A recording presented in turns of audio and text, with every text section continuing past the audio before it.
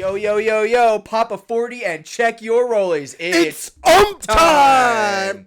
There we go, baby. UMP, Upper Midcard Productions. I'm Robert. I'm Billy, I guess. And I lost my voice. He did. Because yesterday was SummerSlam, first two-night SummerSlam, so SummerSlam night 1. And they did it, Billy. They, this Mark over here said he knew it from the beginning. Nobody honestly really knew. And if you say you did, you're lying. What I'm talking about is Seth Rollins coming out on crutches and then cashing in on CM Punk. He is now your world heavyweight champion. And hashtag not my champion. Hashtag my everyone's world champion is... Hangman Adam Page. I was trying to think who the GCW world champion is, but I haven't watched it. My world champion is Blake Christian, Vanilla Baby. See, my champion is your forever champion. And that's Athena. Yeah. But no. So, SummerSlam happened, and it was better than I thought. Because if you look on paper between night 1 and night 2, night 1 should not have been as fun as it was, to be honest with you. And I know I'm talking... Actually, I don't know why I'm looking at him. I should be looking at the camera because he didn't watch a single bit of it, but he's going to talk shit every time I mention it. So just know, me and you right there, the one with the drink in your hand, yes. Because I know you're watching this while you're eating and drinking. Take a sip, you're thirsty. We'll wait. Okay, now that you're done, SummerSlam was good. It was good. And I'm excited because as we're recording, tonight's night 2. And, you know what? I'll give you this. I am going to tune in for the TLC match. Oh, yeah. I'm a whore for a good TLC match, especially a tag team one. First of all, I love tag team wrestling, and I sent it to you. I found a cheap ticket for night 2 to SummerSlam, and I love you guys. I love you. Nelson, I love you too over there. So I'm here for you. Anyway, so for today, we have a... Hey, get back in the cage. Get down. Get back. We take you off the leash for one episode and you get wild. So for today, oh God, I'm sorry about my voice. It's going to go in and out. But today we have a top 6 what, Billy? We have the top 6 moments in wrestling you don't want your parents walking in on. Bit of a mouthful. Yeah, but you'll figure it out by the time we get down this list. I thought about it and it was really funny, so I thought that'd be cool. That's this entire thing that you're watching. Yeah. It's just, we call each other and we're like, you want to do this? This guy sounds good. This guy calls me at work. I do. While I'm at work, by the way. Yeah, but he can't stay active for a 5-minute fantasy football draft. But First of all, nobody showed up. If you're watching this and you're in our group chat, why would we all agree to Friday at 5 o'clock when nobody showed up? I didn't even have a pick. I know. You showed up and you didn't have a pick in the draft. I'm going to lose my voice even more. Let's start this top episode. 6. So top 6. I'll start so you can get your voice back. Okay. So obviously, like I said, it's the top 6 embarrassing things you wouldn't want your parents walking in on. I'm sure, even though it's a mouthful, you have a pretty good idea of all the things that could be in on this. And my number 6 that I'm starting with is just Val Venus. You're not even No way. Number 6. Yes! Val Venus. Yes! Dude, I hope this entire list. Wait, go to your 5 real quick. Go to your 5. I want to spoiler. Okay, that's no. Okay, it's not right, okay. So we can talk about this together. Okay. There's not a single Val Venus moment that I want my parents walking in on. Okay, getting topped off by Jenna James. Even Mr. Fuji just staring at him, going choppy, choppy, baby. That was not Mr. Fuji. Yamaguchi. Whatever, same guy. Wow. That's Mr. Fuji was not. It's the same person in my head, and you know why. So we're gonna get canceled. Oh, episode 9 canceled. Oh shit, dog. We're gonna get canceled. I hope Joe Rogan hits us up. That'd be awesome. Joe Rogan, if you're hearing this, dude, hop up on the pod. You got nothing going on. We're doing the UMP experience. Okay. Yeah, dude, Val Venus, he was a porn star. I don't want my mom walking in on... Exactly. I don't want my mom walking in on Yamaguchi's mom. His entrance is him coming out in a towel. He's... Did you ever see... Yes, Nelson just looked at us. Did you ever see his Titantron? It's just him gyrating. Right? No, it's not. Well, that too. It's just like it's like an oil rig going off. It's a God. flower blooming. It's a screw being drilled into something. It's just Val Venus. His last name is one letter off of penis. Yeah. Like, wow. I love that we both had it. For number 6, it's just him. It's not a scene or a specific I moment. also just have Val Venus at 6. That is awesome. Wow. Oh, God. Do you want to go 5? Yeah, I'll go my 5. My number 5 is topical because of the other thing we're going to be talking, but it's the gif or the moment of when Ultimate Warrior and Hulk Hogan are doing the test of strength, and there's a certain angle where just looks like Ultimate Warrior is just on Hogan's balls, dude. It's crazy, and that is that's. If we didn't watch that, I wouldn't have known. You wouldn't know, but you know exactly what I'm talking about. I know exactly. Nelson right here put the gif of Ultimate Warrior on Hulk Hogan's balls. Yeah, there it is. Yeah, dude, that's an insane. Like that looks horrendous. That's your picture when it pops up. All right. You're up. Yeah, so my number 5 is the entirety of the Vince McMahon Kiss My Ass Real Club. quick, I like the idea because I have a couple things like that here too. I like how we have examples that is just this entire thing actually. Yeah, it's not just one specific moment. Is the Kiss My Ass Club infamous for the Big Show? Yes, that was the payoff. Yes, the payoff for the Vince McMahon was Big Show's big flappy ass being cheeks. revealed and Vince McMahon getting shoved in there. He had to pitch that. It was probably not Vince's idea. It was Vince's idea. Oh, what if I get my head shoved in Big Show's ass? Big Show is probably more uncomfortable with that than Vince was. The entire time, if you remember from whatever episode you put that in there, Big Show's just hanging over the ropes. He's just like, oh, He's God. like, oh, God, I gotta let this happen. He's just trying to like, oh, my God, I hate this job so much. I could feel his big nose. It just touched the hole. Oh, no. You think Vince McMahon got all up in there? I think that they made sure that Vince McMahon got all up in there. I think Triple H and Shawn Michaels got Vince McMahon all up in there. And I would too, dude. Vince McMahon shoved Shawn Michaels' face right up on his ass. Yeah, dude, I'm shoving. Yeah. That nose is turning brown. Yeah. But yeah, so every time Vince McMahon made someone kiss his ass, or when his ass was being, or when he had to shove his face in Big Show's ass, I don't want no one. First of all, I know this is specifically parents, but how do you describe that to most people that walk in? Yeah. Vince is a weirdo. Yeah. I think nowadays, people understand. Yeah, nowadays people would see that and be like, holy shit, it took that long for this guy to get caught? But it's like watching iCarly in the good year of our Lord 2020. Oh my God, yeah, dude, and seeing like all the feet stuff. Oh God. Dude, insert. It's crazy. Insert Hulk Hogan and Macho Man power or mega power handshake with Dan Schneider and Vince McMahon. All right, my number 4 here. So my number 4 is another Vince McMahon moment. Dude, who would have? Dude, this guy. They might have to look into this Vince guy. He's kind of weird. It's him berating and then making Trish Stratus strip in the middle of the ring. Like, why was that a thing that happened? Like, I tuned into my wrestling show and she just comes out. I forgot the exact reason. Was it after WrestleMania? After Vince lost to Shane? It could be. I don't know. See, the problem with this entry for my number 4 is it's not only one time that Trish had to strip in the ring because Vince McMahon was berating her. Really? I didn't know that happened. She had to bark times. like a dog, remember? Yeah, I knew that part, but I thought that was the only one. No, there was multiple times she had to strip in the ring, and I think it was like 2 or 3 or something. Vince McMahon just fucking got off on Trish being forced to strip is my 4. Like, why? Yeah, why?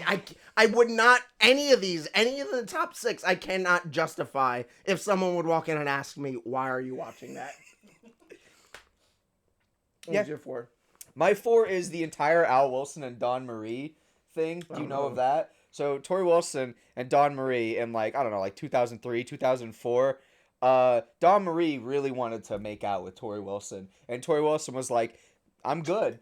So Dawn Marie proceeded to marry and fuck Tori Wilson's dad.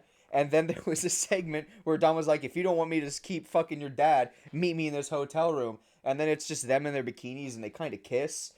And then you find out that you find out that Dawn Marie kills Tori Wilson's dad by fucking him to death.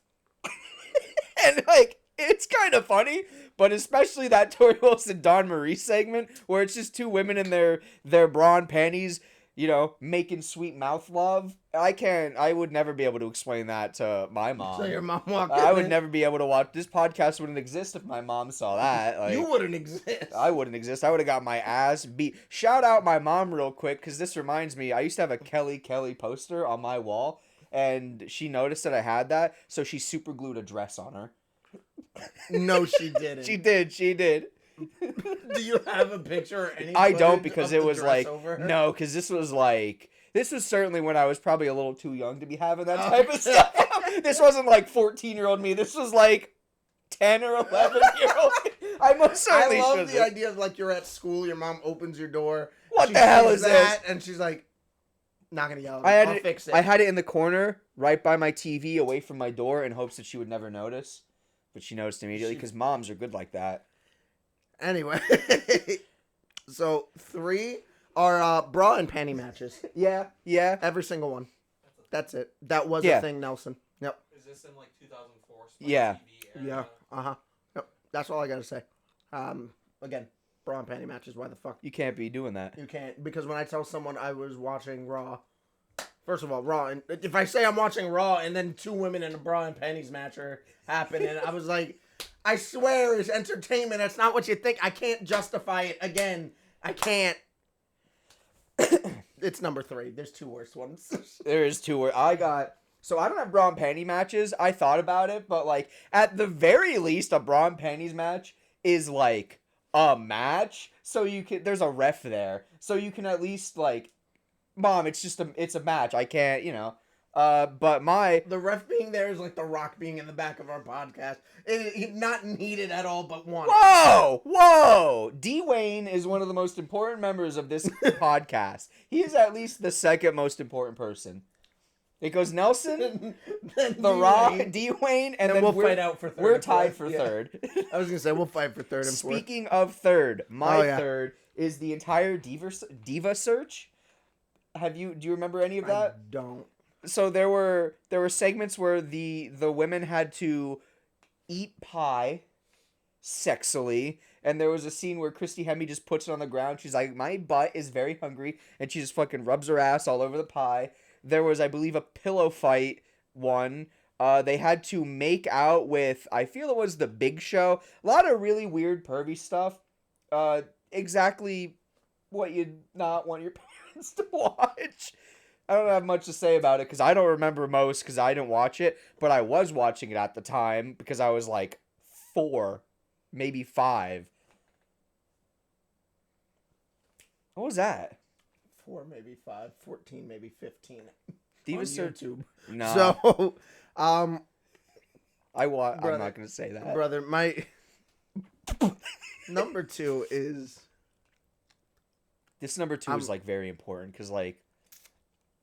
Why don't you let us see what it is? Yeah, is that 2? Is that 2? Yeah, I think we both have one the same then. Oh my god. So number 2 is Katie Vick. Yeah. If you don't know what it is, look it up. I'm not explaining a single word, nothing at all. If you're watching a wrestling podcast with 100 views on it, I promise you fucking know what Katie Vick is. We're not explaining it. Number 2. All right. So number 1's coming up.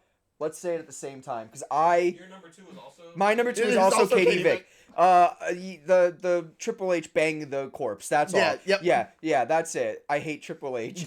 So I feel our number 1 is the exact same, and I hope it is. So I'm gonna count to 3, and then we're gonna say it at the same time, right? 1, 2, 3. Edge and Lita's live sex celebration. That's number 1. Yeah. Here's the thing with number 2 through 6. Okay, for both of our list, there's no actual bed. They're in a ring. Okay, They're in a ring. I can at least say this is not normally what happens in a ring. I can't, but I would try if I was like had a gun to my head. I would explain why this is happening. they just put a bed in the middle of the ring. Sex celebration. I can't get around that. They put a bed in the ring. They didn't Edge takes her underwear off with his teeth. Which, to be fair, hell yeah, dude. Yeah. But I can't have my parents see this. My parents already don't like wrestling. So when I took over the TV at 8 o'clock on the USA Network to watch Raw, it was already a problem because my dad's like, oh, football or whatever show he's watching, or my mom wanted to watch this. So in general, they don't like wrestling right off the bat. When the first thing you see is the intro to the show, which at the time is still wild, so they already are like, And then the first thing they say after the recap is, Edge and Lita have a live sex celebration tonight. And I could be wrong, but I would bet a good amount of money that Jerry Lawler immediately after that goes, oh, puppies! Okay? I'm surprised Jerry Lawler wasn't on commentary just like, ah! like that. Wait, Nelson, can you put that Vince McMahon thing of him falling out of the chair? That's Jerry Lawler that day. Holy fuck, I'm just gonna come! That's all you hear from commentary. You know what, but I will give him this. I think it's a great segment when Ric Flair comes out and he's like, you are not doing it right. And he tries to get ready to fuck Lita, and then Edge beats the shit out of him, and then John Cena comes out. Edge is in his underwear. Edge is in his underwear. Great segment. Like, if you haven't seen the segment, I strongly recommend it. Just make sure your parents are home. Because it's hard to explain. It's hard to explain what you're watching. It is the worst thing your parents could walk in. Because, like, I also had, like, the title, any still frame from it. There's the At least Val Venus wrestles a match. Okay? Dude, Val Venus' theme was also, Val Venus' finisher was also called the Money Shot. And that makes me laugh, too. Dude. Oh, man. What a great, dude, I knew as soon as I saw Kate, dude, I was scared. I was like, there's no way Edge and Lita is not number one for him. So yeah. So number 2 was the fact that we got 3 out of a top 6. Yeah. We got 50% the same in the same spot. Oh, that's a first. That is a first. 6. Wow, Yeah. the definitive top 6 things. It's fact. We agree. 3, 4, and 5 are interchangeable, but 1, 2, and 6 have to be the same, or you're wrong. Okay. Speaking of live fucking, we have a new segment. That's not the new segment. All right.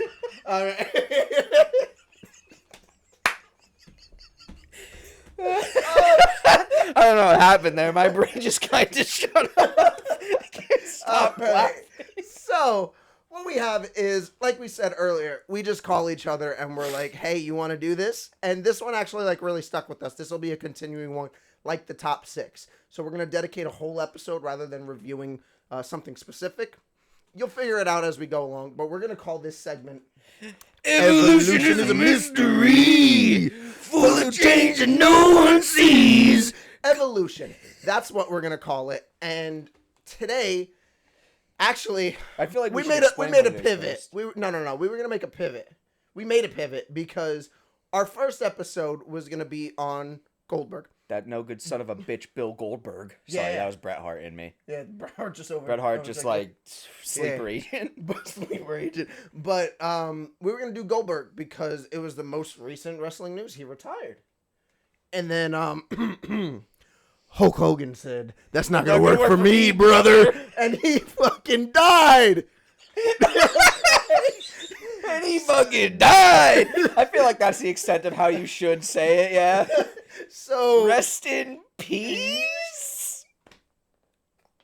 So Evolution, we're gonna start with someone's debut match, their final match, and in between we'll review a couple of episodes we choose that we think are influential, we wanted to just watch, or whatever reason, but start with debut, end with last match, some matches in between.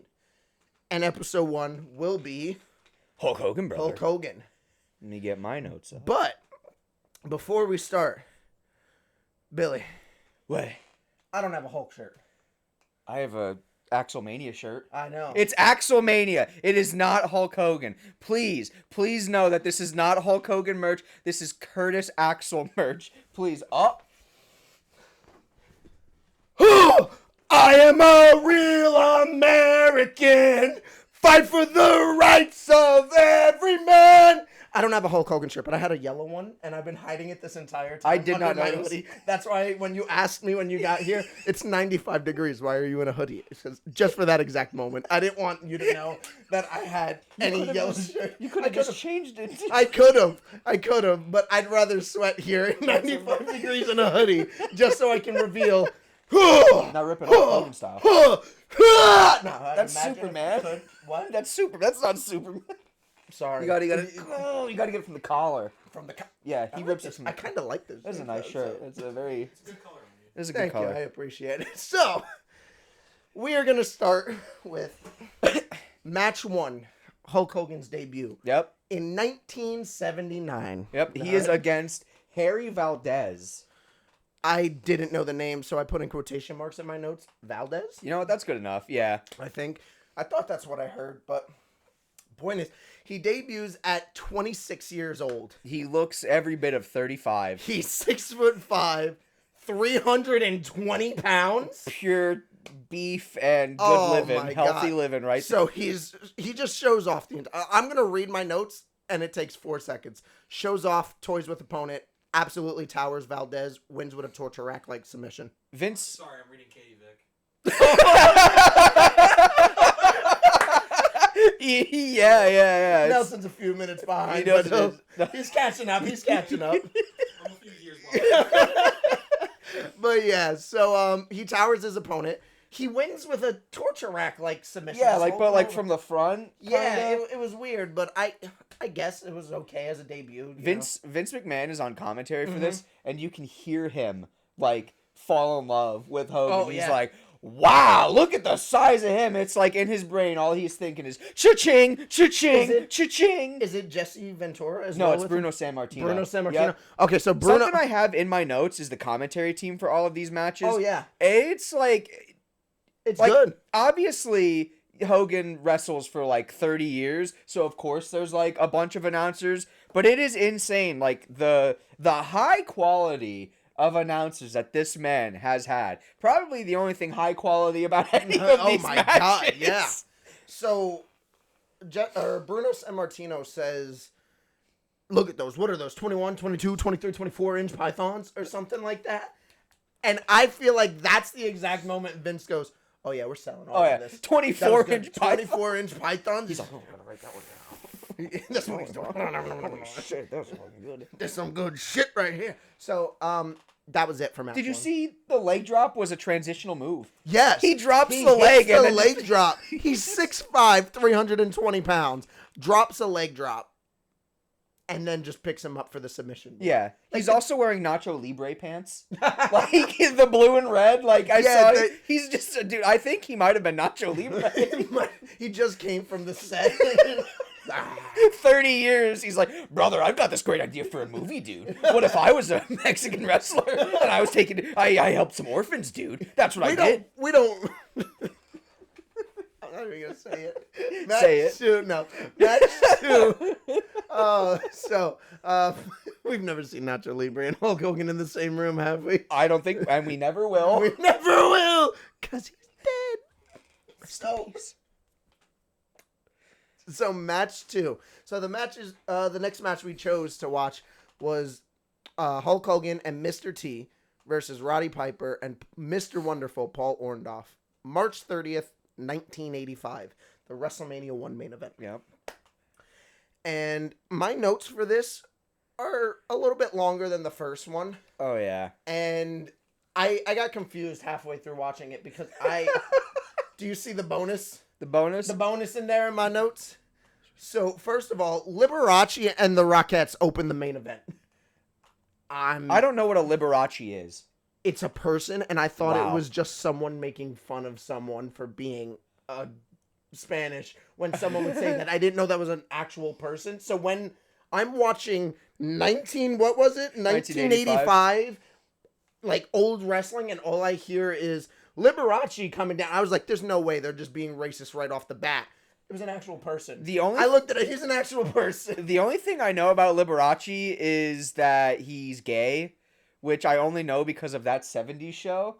And you can tell it's 1985 because Liberace comes out, and every time he does anything, Jesse Ventura is like so annoyed. He's doing like there's that famous kick, the Rockettes kick. Yeah, like they're doing the kick, and he's like, "Wow, he does a kick better than the women do," and like he's just like annoyed. Jesse Ventura is very clearly annoyed at this man not being a juiced up maniac.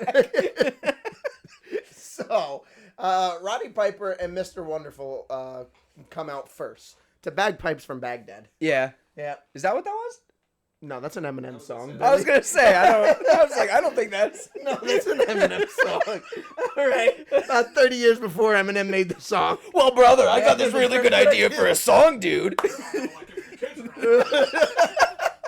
No, so a bagpipe parade, I guess, comes out, and Roddy Piper and Paul Orndorff and Bob Orton. I was like, just chilling. I didn't know he was there. No. Like, from all my knowledge from this match before watching, this is my first time watching it. Same. Most of these matches I've never watched. But from my knowledge of just knowing that Mr. T and Hulk were in the main event of WrestleMania 1, I would not predict Bob Orton was there. No, I mean, I guess, like, back then, I'm sure Bob Orton was, like, one of the biggest bad guys. I don't know. I lost my dad. Could be, yeah. But anyway, so Bob Orton comes with them to the ring. By the way, they had 2 refs. They did. For this ring. They had an inside ref, which is Hall of Famer Pat Patterson is the ref. And then the outside ref, just because they wanted to get him somewhere in the match, he's the outside ref, Muhammad Ali. Muhammad Ali is like... Yeah, all right, dude. I can't imagine they spent a small amount of money just to get in there. I was losing it because at first they don't show Pat Patterson, at least from what I remember. It was just Muhammad Ali in the ring, and I'm like, is that Muhammad Ali? Is he going to be the ref for this match? And then they announce Muhammad Ali is the outside ref. Pat Patterson is your inside ref. And I'm like, what? And then it just unveils Pat Patterson. Yeah, he's just sitting there. And I'm like, He's... why do we have 2 refs? I guess this was a hot angle, dude. They had to make sure no funny business. Yeah, some good job these 2 refs did with the way that the match ends. God.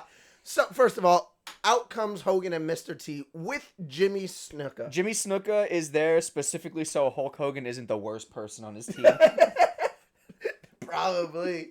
But this is the part that threw me off. This match took me the longest to watch because I knew at the first WrestleMania, my only other knowledge, he didn't come out to Real American yet. All right? Didn't he? No, his original theme, this is my bonus fact for you today. Ooh, bonus fact. So Real American wasn't debuted until December 30th of 1985. WrestleMania is in March of 1985. So they lied to me. They did. So he doesn't come out to Real American. He comes out to the Eye of the Tiger. Him and Mr. T and Jimmy Snuka. That's such a good song to It is. Right? And I found it. It was like on Daily Motion, and I watched the original. Shout out. And it's them coming out to Eye of the Tiger. And they cut some of Jesse Ventura's commentary because he was talking about the Eye of the Tiger. He was talking about, look at them. And he says something, maybe like the Eye of the Storm or something, too. And shout out Hurricane. Was Mr. T in Rocky 3 at the time? I think so. I would... Because the first one came out in 76. I think that would have come out by now. Or by then. I'm not sure. But the point is he comes out to Eye of the Tiger. And I heard Real American and I immediately snapped my head up and I'm like, that's not right. That's not right. He's not the Real American yet. I didn't get that far in the list. And I was like, Dude, they were throwing, like, another thing I noticed about, especially these 80s matches, the crowd loved throwing garbage Oh my God. ring. Yes, they're throwing garbage. Looks like they're throwing whole apples. Hype. They are hype. Like, I'm talking about, like, a... Yeah. Pushing and, The crowd is, like, against the ring. Oh, yeah. I have, by the way... Yeah. yeah. Hulk Hogan goes up to a baby Travis Scott, who probably wasn't even around at this point, like, listen to me, you jabroni. Probably called him something worse. I got this great idea for a festival. Yeah, you got it. First of all, a part of that little bonus there that he doesn't debut Real American until the end of the year. Oh, no. Do you know who it was? He wasn't even the first person to use that song. I thought so. I see your notes there. I always thought that the Patriot was the first person to have that song. Because he had it too, I think. I did quick research. In 1985, I could be wrong, but I just did a quick research because I had to get through all these matches. The U.S. Express, which was Mike Rotunda and Barry Windham, Bray Wyatt and Bo Dallas's dad and uncle, they used it And then I think I don't know if they left the company or whatever, but Vince is like, that's such a good song. I paid good money for this song, pal. Yeah, so he gave it to Hulk Hogan, and it was an immediate hit. Yeah, great gym song. That's why he still uses it, yes. It's a great gym song. Mm-hmm. So, my next note is exactly what you said, though. There's no room on this outside. No. And it's not because of the people like that are part of the match are just like Orton on the side, Snuka, Muhammad Ali, making sure nobody gets fucking wild out there. Terrible job. They did a piss poor job, I'll tell you that. There's no room. Where is... right now, for me to Billy away is probably the... I could touch... If I was in the first row of that crowd, I can reach out and grab the rope. Yeah. Like, it was so close. It was just weird to see. It looked cool. I like that. It did, because it looked like they only had an entrance ramp right into the ring, and then everything else was surrounded by sea of people. So there's a ring, but sea of people. And it's like a lumberjack match, but thousands of people. Yep. So it was wild to see. The crowd was hype. When Mr. T takes his robe off and like shows that he's absolutely juiced to the gills, Gorilla Monsoon goes, he's been living off tuna fish and water. That is not the body of a guy who's been eating tuna fish and water. Like, he is on 2 chicken breasts, 3 asparagus diet, and a Trenbolone sandwich. Like, he is...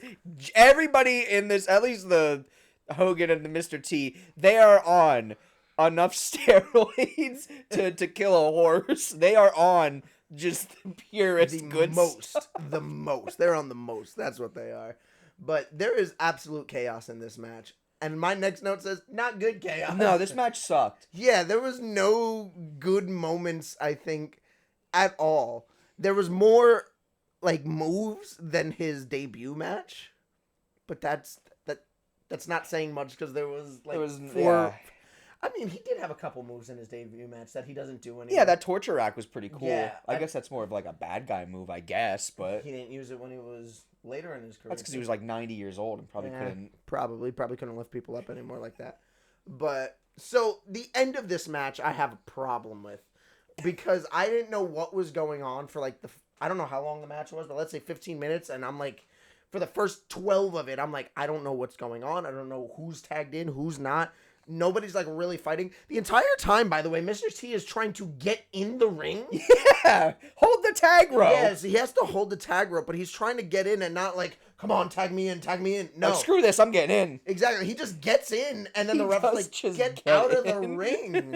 Like, what are you doing? Pat's like, bro, we talked about this in the back. Stay on the rope. He'll tag you in. And he just keeps getting in, and he's like, what's going on over there? I pity the fool who makes the tag. Yeah, right? So, anyway, throughout all this chaos, somehow, Muhammad Ali fails. Bob Orton goes to the top rope. There were at least 2 occasions where Muhammad Ali would run into the ring and just start punching Roddy Piper. Like, there were at least 2 times where Piper was doing something, and like, he shouldn't have been in the ring, but that's no excuse for the ref to come and just 20-piece him real quick. I'm pretty sure during the second time, that's when Orton got to the top rope. And he went to go do a, what is that called? The axe handle slam? Or smash or whatever. Yeah, whatever. And he has a cast on. So Hogan, by the way, I think Paul Orndorff has him in like the full Nelson. Like the master and you can lock see type. What's going to happen from like 5 miles away. Orton's just standing there waiting. He's not even like up here like this waiting. He's just watching, waiting, like leaning back and forth like this. And then you're watching Paul Orndorff move Hogan, and they're like angling each other and nodding. Yep. And then once they get into position, Orton jumps and hits Orndorff with his cast, knocks him out, and Hulk goes, and then just pins him.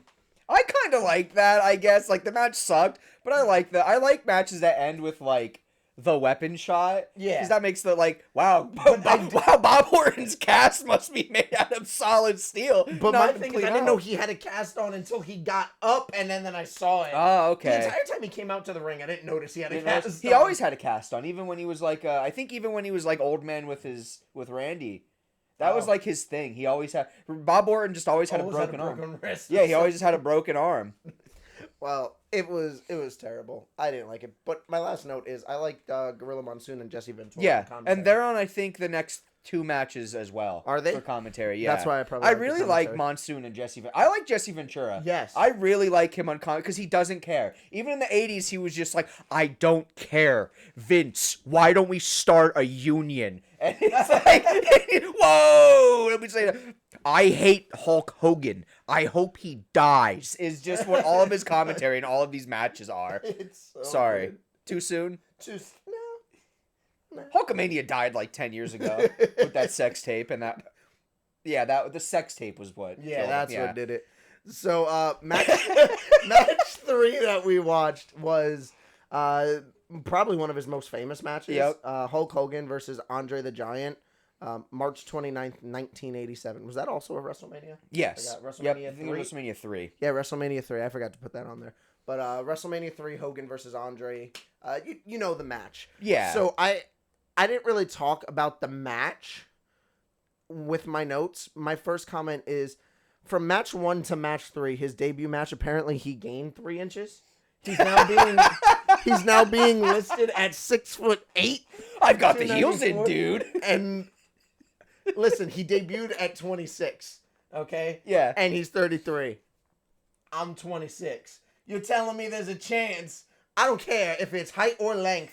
Give me 3 more inches. I'll take it. All right. I will too, dude. That means I'm 27, which means By the time you're 33, that's when we'll stop. All right. We still got time. If Hulk can do it, we can do it. Dude, if Just I grow eat your vitamins and say your prayers. If I grow 3 more inches, dude, I'm gonna be a crisp 6'5", man. I'll be hell stacked. yeah. Because I'm a clean 6'2" right now. You're taller than me. I'm like 6 Right, even. Yeah, he's 6 foot, dude. Yeah, we're actually giants. Speaking of giants, Andre the Giant is his opponent. Yeah, so I put he's 33 at the time, or Hogan. He's 33 at the time, but he looks super old still.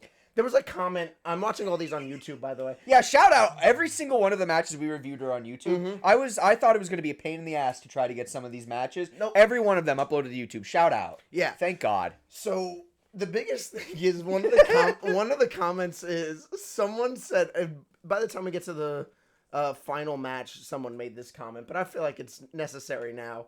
He said, "We all know why we're here. Rest in peace, Hulk, the only man to never be young." And I'm like, that makes so much sense. Dude, he's the baldest man in wrestling. Oh my God. My Yeah. God. And we have Ricochet today. He does have too. Ricochet, I don't dude. know how. Hulk Hogan and Ricochet would be like the baldest match of all time.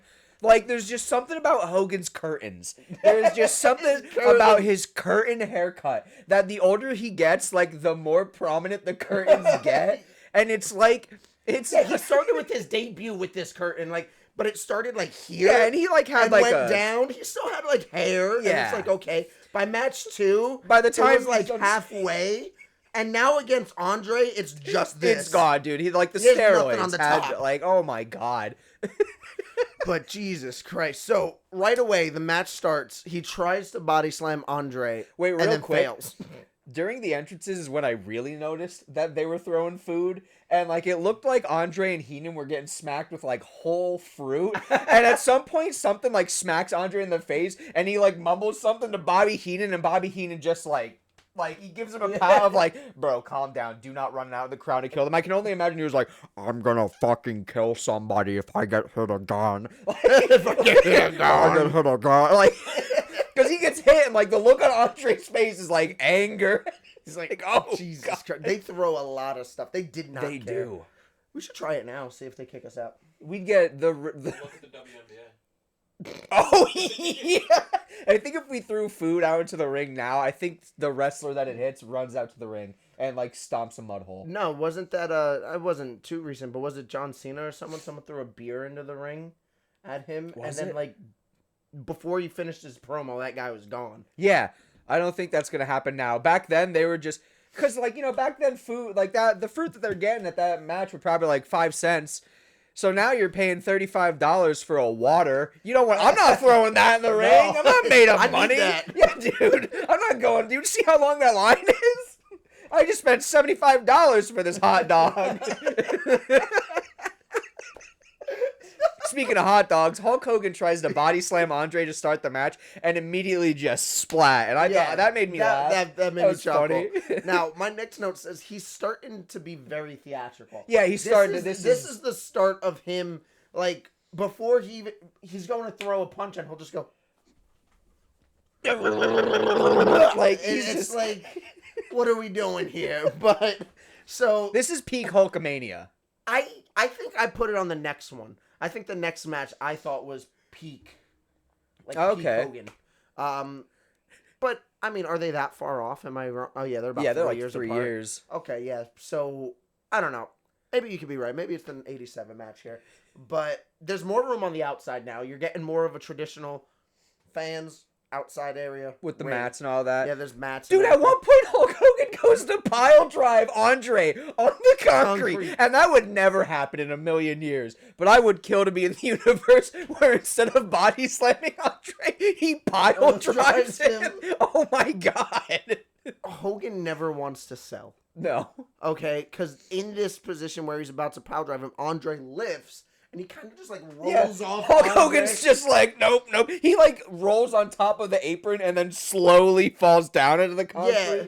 And Jesse Ventura and Gorilla Monsoon are like, he took a hard dive onto the concrete. And, like, I'm sure that if, like, one of us that happened to, in real life, I'm sure it would hurt a little bit. But in kayfabe, no. I'm supposed to look at this larger-than-life character slowly roll and just... He might have nicked his elbow. Yeah, Jesus Christ. He does not like to sell at all, okay? So also, no 10 count. There is no 10 count in this match. They are outside of the ring. Do you have that? No, but I do realize this is the one I have it for. What? You are right. Prime Hogan era here. Yeah. I go full red, yellow, real American. Yeah, he's Hogan'd out crazy. Uh-huh. But there's no 10 count, which... For years, I have heard people complain about my style of wrestling not having, like, there's no rules. The refs don't follow the rules. Biggest match of all goddamn time, and the ref threw it out the window. Because that's how it works. Yeah, for big matches, lacks rules. That's it. Just wanted to say that real quick. Solid point. Speaking of a long time doing nothing, there is a 4-minute bear hug. Yes, I know. This is the first match we see today where there's a good bit of wrestling. Bear hug. 4, I counted it. It is like 3 minutes, 30 seconds of just a bear hug. Which is just what they did back then. But that's towards the end already. We're at the end of the match because nothing happens. You get the classic Hulk up. It starts. He slams Andre, hits the leg drop, and wins. That's it.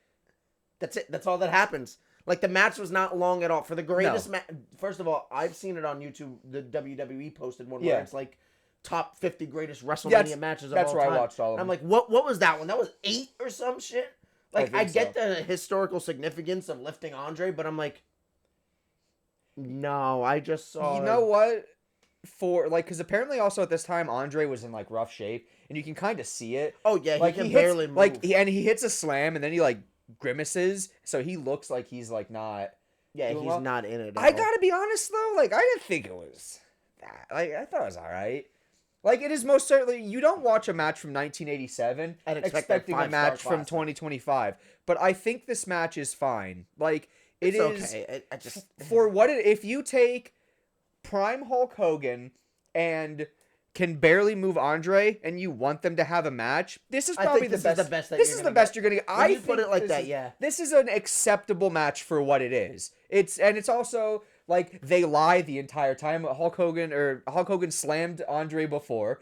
Andre has lost before. He has not been undefeated for 15 years. Yeah, and I was going to say, that's all they said on commentary is he's undefeated for 15 years, never been slammed. Oh, there was a moment where Hulk Hogan ran into Andre and he fell over and he goes, I think that's the first time Andre's been off his feet. Yeah, it's like... I'm like, does he sleep standing up? Yeah, he's just in the corner. He's a horse. He's a fucking bull. He's giant. Yeah. My dad met Andre the Giant in New York at the Statue of Liberty. Like, he didn't, like, formally get to meet him and talk to him, but he was there, and he goes, that man was huge. It wasn't at the Mania that we went to, but there was a fan access that happened in 2017 when I went, and they had that thing where it's like, this is the size of Andre's hand. My entire hand fit on his palm. Like, I've met Big Show, and he's huge, and they say that, like, Andre is, like, bigger proportion than Big Show. Really? Yeah, like it is because Big Show, I fist bumped him, and like his 2 fingers were my entire fist. Like it's just insane how big these guys are. Like you look at Andre, and it's his head. Andre's head is as big as like Stonehenge. Jesus, Like Christ. it. Oh my God! Shout out Andre the Giant if you want to be on the podcast. It's like him and Hogan. Yeah. It's like looking at a basketball court and being like, "Oh, those guys look normal," and then you realize Steph Curry's 6'3". Yeah. My that God. was a shock to me. When Steph I was Curry being younger 6'3" and I would is- like Google like some famous like sports players, and I was like, oh, what? Yeah. That's his height? He's like- the short one. Yeah, right. Dude, nothing breaks my heart more than like Isaiah Thomas being called like a short guy and him being like substantially taller than me. That Yeah. makes me go like, He's what, damn. 6'9"? That's yeah. you're 6'2". You know, it's just, it sucks that like I'm just short enough that I couldn't be a wide receiver. Cause dude, I had hands, I was gritty, I was real steak Nose and to the potatoes, ground, nose to the yeah. ground, steak and potatoes. I Type, would let you date my daughter. yeah, type Oh, of guy, yeah, for like sure. that's Type who of I guy want. used to Like, take home to See, dad. you Yeah. play the game the right way. Somebody like Robert. you can say that, Nelson. Put your face on screen real quick. You got No, just put your hand. Put your hand. Show your color. Show your color. All right, we're good. We're Whoa, good. whoa! Don't do that! Don't do that! Oh, I didn't like that. Whoa, Your hand. Hogan started. No, stop. You're done. Back in the basement. We Oh my we God. let you out for one my episode. God. You get wild. All right. Speaking of running wild, this fourth match. Wait. Before. Oh, yeah, what do you got? There was no running. Andre rolls out of the ring and gets into that little ring cart that runs, and he just gets driven away. What was that? Why were people getting driven to the ring in a Because smaller ring? Andre wouldn't have been able to walk to the back. Why make that long of a ramp then? It's WrestleMania. There was no. Dude, I Perfect hate long ramps in wrestling. It's so pointless and like you're just gassing your people up. Like I like long ramps if they then get that shot of like I'm thinking of current WrestleManias. Yeah. Or like SummerSlam ones. They had a pretty long ramp yesterday, but if they have a nice display in the background, a nice set design, Yeah. you can see like their name in the back, and then like Randy Orton, I'm thinking for example, just posing and Hitting the you know, yeah. They brought back the golden showers last night. They brought back the golden showers. I didn't know he had a match last It's night. not. They're R. Well, Kelly it's Yeah, R. him- Kelly it's sang him the and national Jelly anthem. Roll. It was him Oh, and Jelly yeah. Roll versus Logan Paul and Drew McIntyre. By the way, I don't know if it's out yet, but in this match, Jelly Roll took the pin. The celebrity not only lost the match, but took the pin. Which, finally, that makes sense. You're not a wrestler. How the hell are you winning these matches against full-time wrestlers? Logan Paul protected the business against these crappy outsider celebrities. Yes, he did. That's why we're a wanna know I'm what not he going to is? say something. What? He's humble. Logan Paul is humble. That's his new theme song. If I- you didn't know. I hope, it's him coming out to him going, "I'm humble. Everything I do is humble." It's so great. But point is, I don't know if it came out yet, but during this match, Jelly Roll is on the announce table, and Logan Paul does that spot where he goes from the top rope to the table. Yeah. But he has meta glasses on, so I don't know if the video has come out yet of his angle from jumping from. He has 2 Prime bottles. He smashes it like Stone Cold style. But instead of beer, it's Prime, flies everywhere. And then he jumps. He has. I'm going to say it. Logan Paul's good at wrestling. Yeah, I like Logan and Paul. his frog splash is so good. All right? This jump he does from the top rope. I don't know if it was on the top rope or that. You know when Montez Ford, you'll probably see it in the TLC tonight, where he goes on the post that's outside. Yeah, of the yeah, rope. and he jumps from that. He jumps. I think Paul Logan jumped jumps. from I there. think he like jumps from both.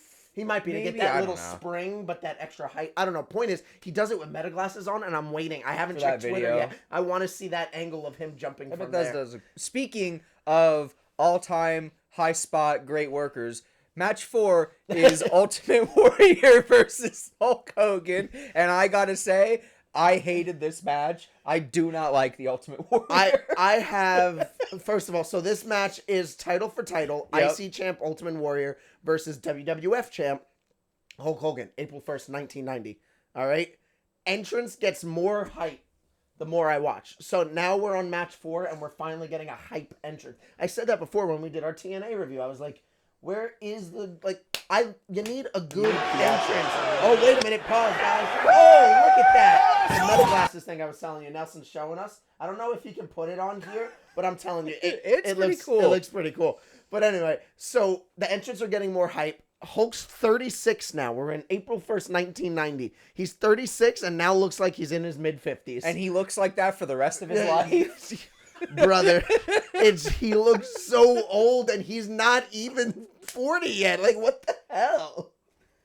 It was wild. So the crowd is still loving Hulkamania, all right? Brother. The crowd does love Warrior too. I know Yeah. you don't like him. I'm indifferent on him. I didn't really watch him. Ultimate Warrior is good in theory. I don't like watching his matches because I think they're ass. Yeah, it's like it's a different version of Yeah. Hulk's. Just I'm gonna no. It's just Hulk Hogan too, and like do my thing. But anyway, the crowd loves him too. We're fully theatrical now. Hogan is. What do I have it in here? First of all, young Earl Hebner is the referee. That was hyped to see.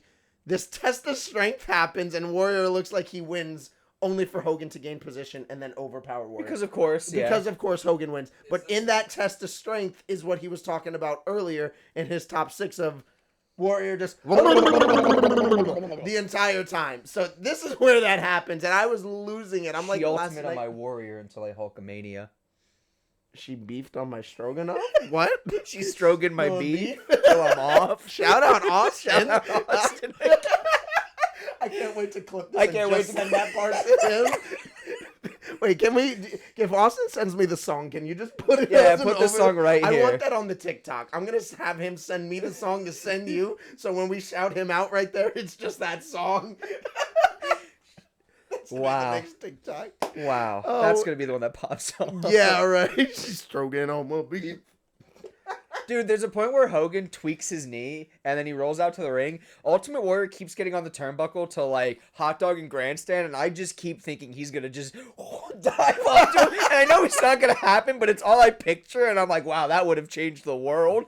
That would have been awesome. Just diving onto Hogan and the ref. So I have a few notes for this one because this is the first. As much as you didn't like it, I think this is the first actual wrestling match we got, like more of a traditional, like more wrestling than the other matches. Yeah. So I have a little bit of like a sequence here. So Hogan injures his knee, like you said. Warrior starts working the knee.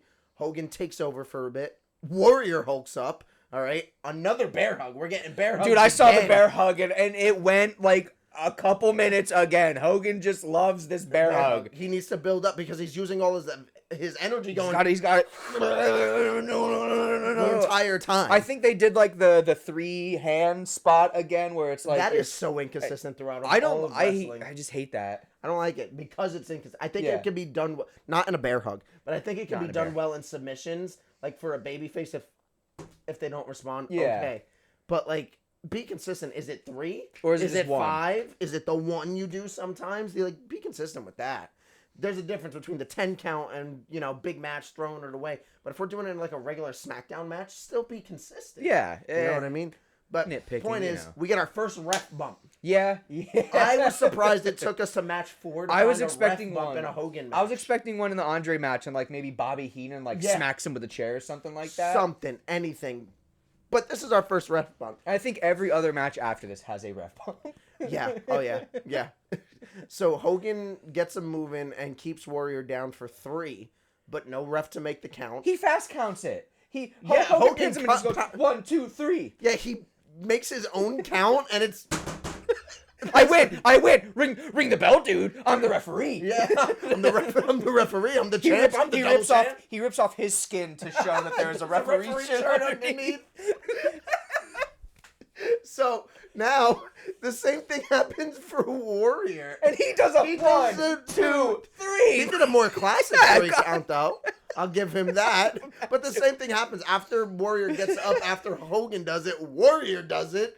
After that, we get a classic Hulk up now. We get the big boot. We get the leg drop that missed. Warrior hits a splash, and Warrior wins as a double champ. I didn't know Warrior won this match. Really? I didn't know Warrior won this match. So this was my reaction was, what? That's awesome. I didn't know Warrior won, and I was like, wow, they had Hogan lose. That's awesome. That's so cool. I knew that's how the match ended.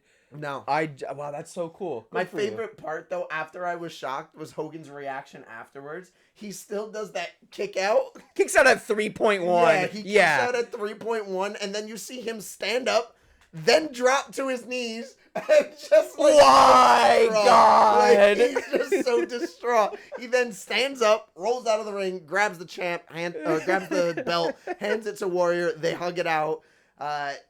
This is the first time I've seen him lose now in our first matches here. 2, his opponent got more offense than him. Yep. That's the first They time really I've seen wanted that. Ultimate Warrior to look good, and Hogan was just like, I'm going to make sure I get over more, brother. Yeah. But it's the same formula for all of his matches so far. That's the last thing I have on there. It's even though he lost this one, he still hold rest. looks good. He looks great. Still gets his emotes in. He's still like he still gets all of his stuff done, and I gotta get my shit in, dude. but like the fact that he kicked out at 3.1, I still haven't seen him like take a loss. He's farming finishers. Yeah. He is farming Ellsworth style. Ellsworth zone. Jump scare.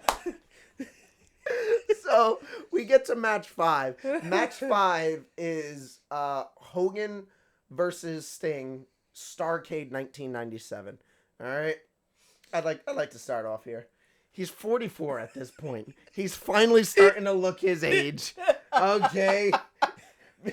Remember, I gotta be honest. I feel like Hulk Hogan looks younger here than he did. Oh my he God. looks younger than he did in the Warrior match. Maybe even the Andre match. That just for men that he was putting in his beard, and probably the fact that he's wearing a bandana. Yeah, it covers up his bald spot. He looks his age. He looks normal. I like this Hogan look. That's exactly what I have. I go, he's finally looking more his age. We have NWO Triple H, Hollywood Hulk Hogan. Okay. Whoa, Triple H. All right. The original Triple H, Hollywood Hulk Hogan, and the crowd is booing him. Yeah. This is the first match we get to, at least in our list here, that he is being booed. He's being pelted with drinks because this is like the peak of the NWO like type John. This is also like I have it in my notes here that this match is the mole that becomes the cancer that kills WCW. It all starts with this one? I feel it all starts here with how it ends. We'll get to it, but yeah. If you want to. So I also put in here, I like this look, the way his hair looks, because it finally, like, if I told you that guy was 44 and the way he walked out, Yeah. that makes sense. Every other time, he's 26 looking like he's 52. What was happening? It is insane that like he's 26 and like I'm 27 and it is I look insane. nothing like that. I feel like maybe because I'm bald, but like maybe I look a little older than I actually am. I look at Hogan at 26 and then it's like, you look like you got a family of 5. Like you look like an older guy. You look 38. The 70s were. 70s were a insane. rough time. It's like when you watch old movies, you're like, wow, those are high schoolers. Those are high schoolers, and it's a dude that has like a hairline slightly better than I. Speaking of terrible, this match, you want to continue? Yeah, the match was bad. I have a few things before we even get to the match. I mean, I put not a bad match, personally. I did not like I this didn't match. think it was terrible, as you're saying, but I put not a bad match. Nothing happened. I feel like I was watching this match, and it felt like nothing happened. They would punch each other, and then nothing. Like, I feel there were more... This was a worse match than the Ultimate Warrior match.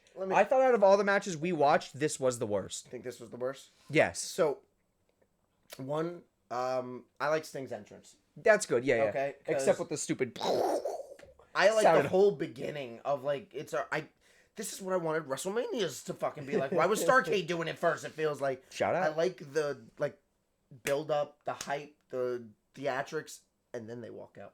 Yeah. Not, I am a real Derek, just walking down on the ring.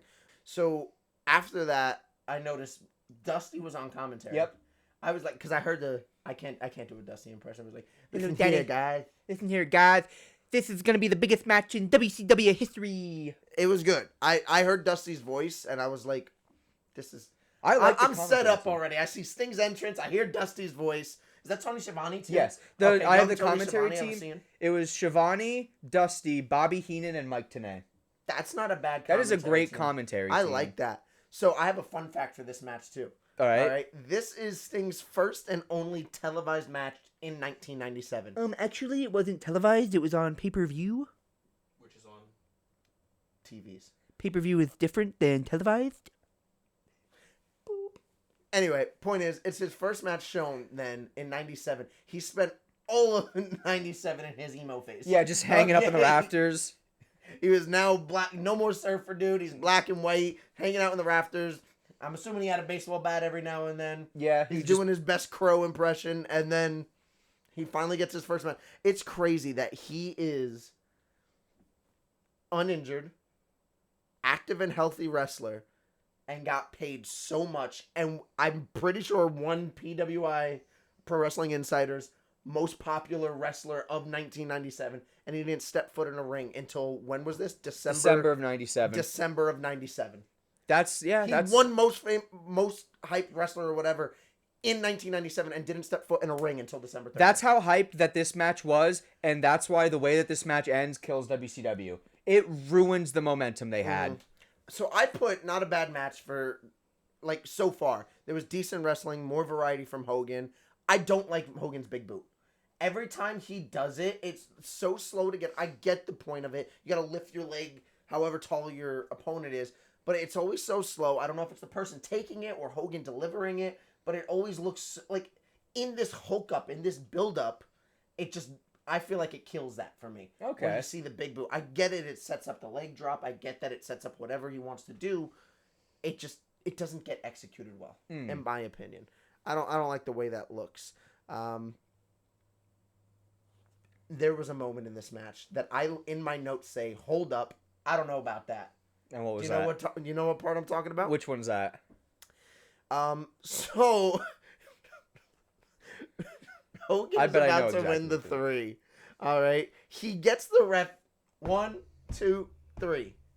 The ref made a 3 count. Like a regular 3 count. Regular 3 count. Just because the bell doesn't ring, if the original ref, not knocked down, not injured, not nothing, fully conscious, made a 3 count, that's the end of the wrestling match.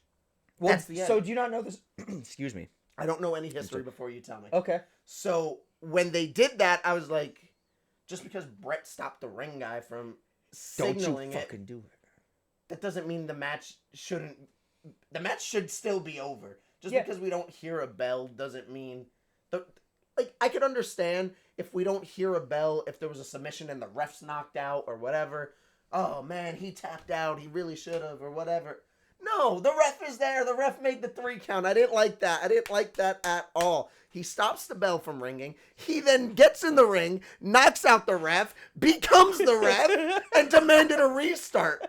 All right? I don't know what Bret Hart's on at this time. Sting puts... He's on anger. He's on Montreal Screwjob anger. So Sting puts Hogan in the Scorpion Deathlock, and I don't think it looked like Bret or Hogan tapped out.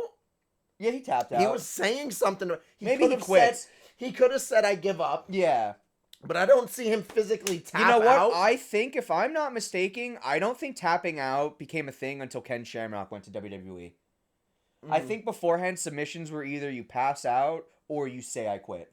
Okay. Or I give up. Okay, yeah. then maybe tapping I am out wrong didn't. there. Yeah. Because I was so confused. But Brett calls for the bell because I didn't see a tap. And I'm like, I thought Montreal Screwdriver when I saw Brett and I saw him becoming a ref and then just saying it's done because I didn't see him tap. You could be right about that though. But he calls for the bell, Sting's your new champ. And I go, was this Hogan's idea to get screwed rather than lose clean? Because I'm like, I still haven't seen Hogan like lose like definitively yet. He kicked out at 3.1. He wasn't fully down. I guess he was for 3. Yeah. But it's like he's still up. He's still active. You're not seeing him lose. If you're a fan of Hogan, you still see him get up in your immediate thought in the Warrior matches. He can do it. I know he can beat him. Give him another shot. He got lucky. Yeah. And that's like the whole thing for a while is you just get lucky against Hogan. If you beat Hogan, you got lucky. And that's what I felt like happened here. It was, the deck was stacked against me, brother. I didn't know Bret Hart wasn't going to ring the bell. I don't know. That bothered me so much. It bothered me so much to the point that that's the last match I watched before I watched the rest.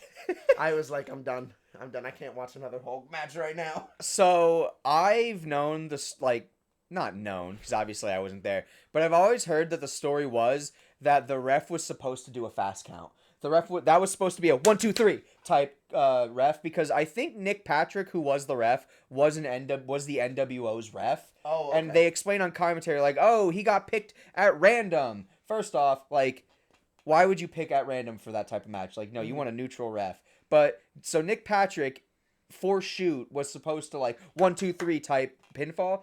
And from what I have heard and what the story has always been, and I think Nick Patrick maybe hasn't said this outright, but he's implied that Hogan went to the back and was like, hey, make it a normal count.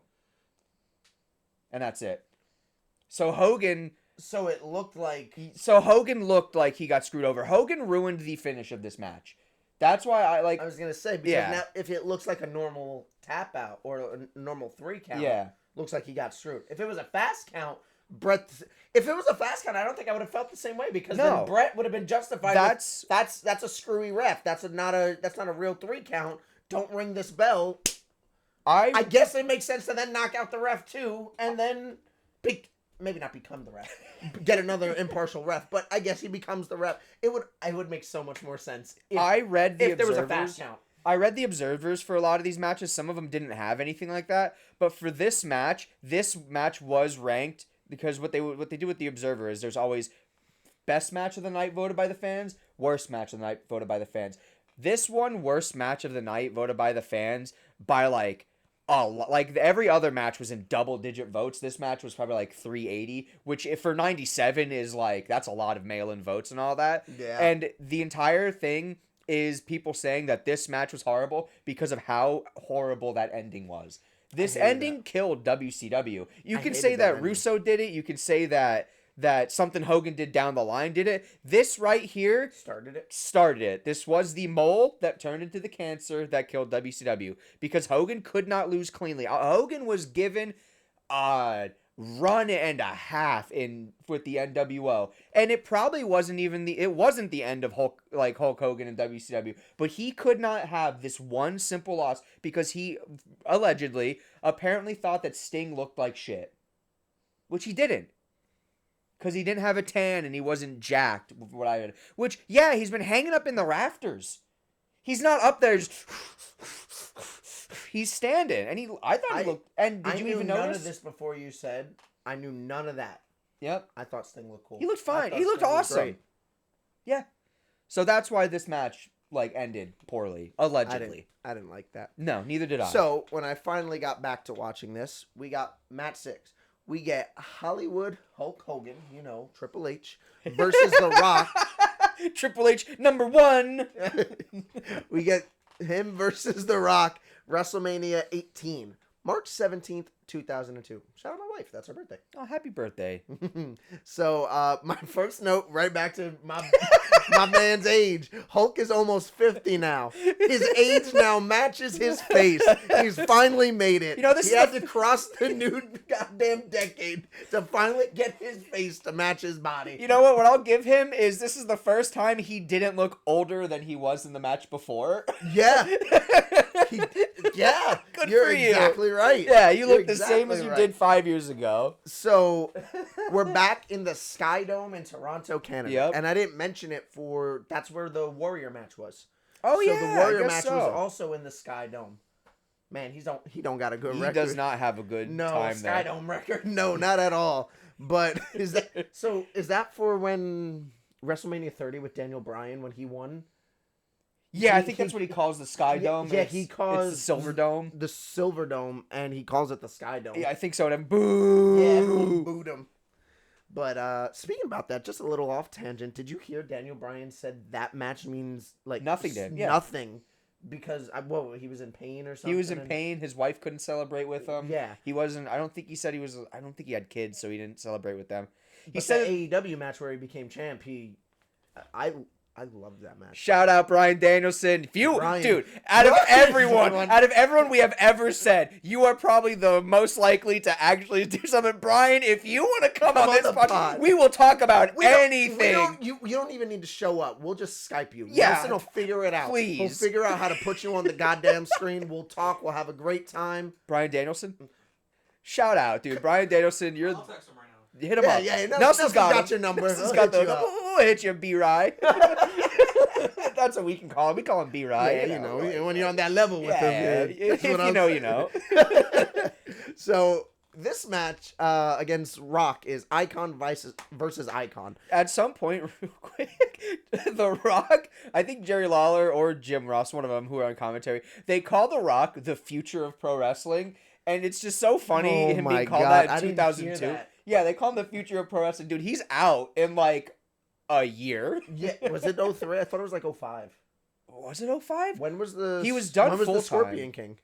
2003, yeah. Oh, okay. Because then he loses to that no good son of a bitch, Bill Goldberg. Oh God. It was anyway, point is at first the crowd was torn. It didn't it was 50-50, I think a little bit more on the Rock side. Just from entrances alone. Hogan comes out, you hear boos.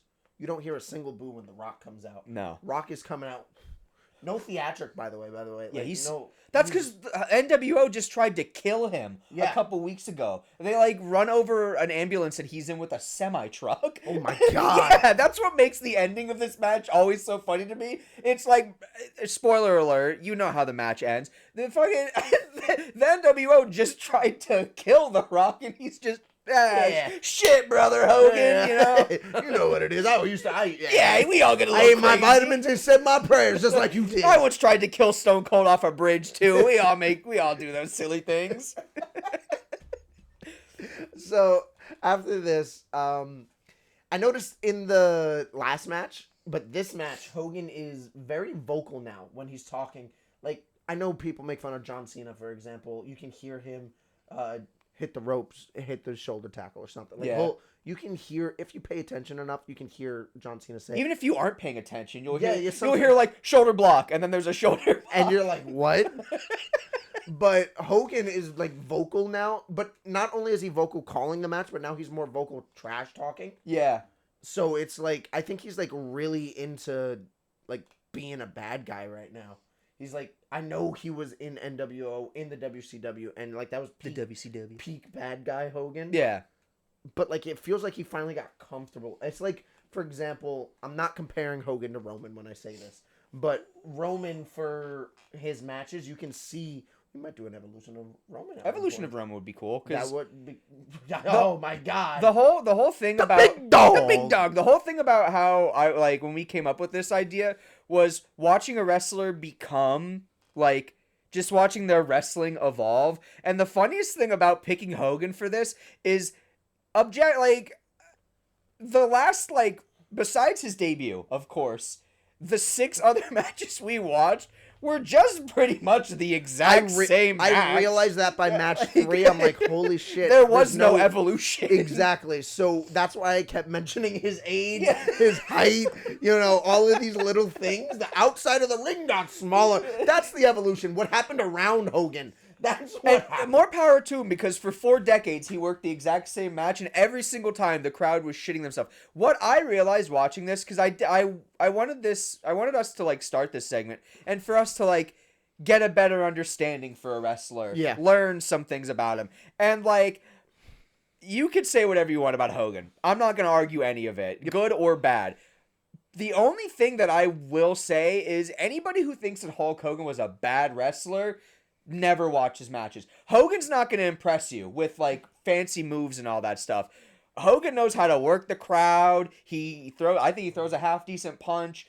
He knows when to do what. Hogan's got the basics down lock. Listen, my wife mentioned it to me yesterday. She was like, what do you genuinely think about Hulk Hogan? My manager, by the way, the one I keep mentioning that bought us the Rock cutout and stuff, he goes, after the news of Hogan passing, because even if you're not a wrestling fan, you know the name Hulk Hogan.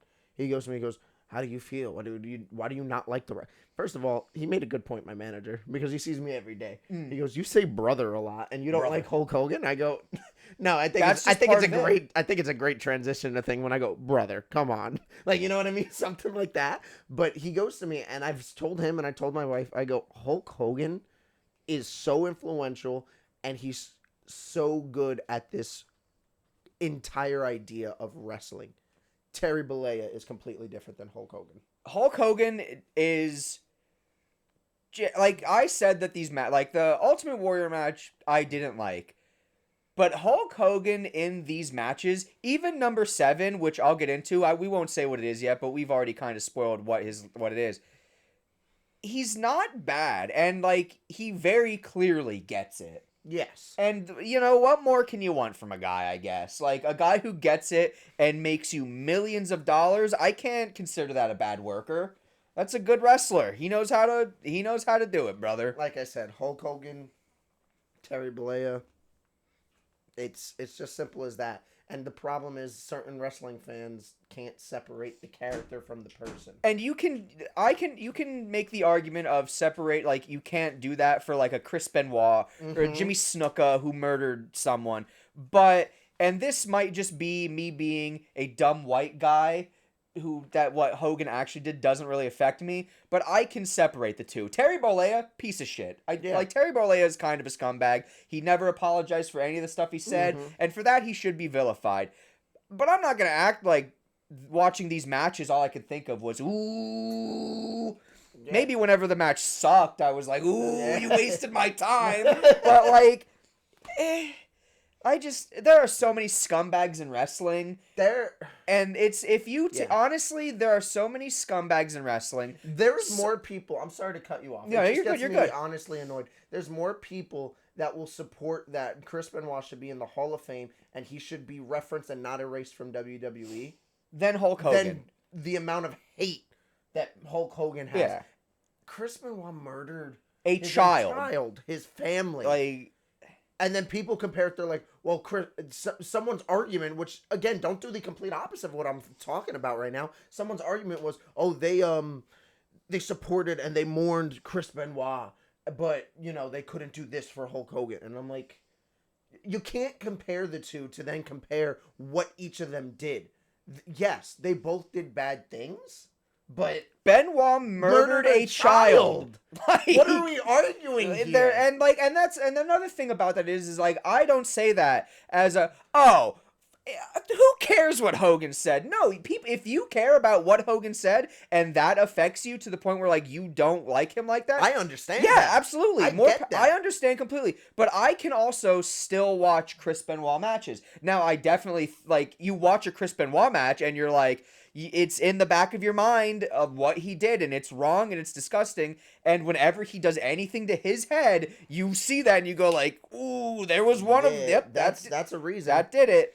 But there's this idea in the wrestling world that every single, and I guess like maybe society as a whole, that everybody thinks that their opinion matters, especially Twitter. Everybody just thinks that what they say is law and my opinion is more important than yours. None of your opinions matter. My opinion matters. Robert's opinion matters. This is the only opinion that actually matters. And our opinion is your opinion can be whatever you want. I love that you didn't include Nelson in that. Nelson doesn't have an opinion because he doesn't watch wrestling. You were talking about opinions in society, and you excluded Nelson. Bro, it's a wrestling... Nelson, what do you think? What do you think?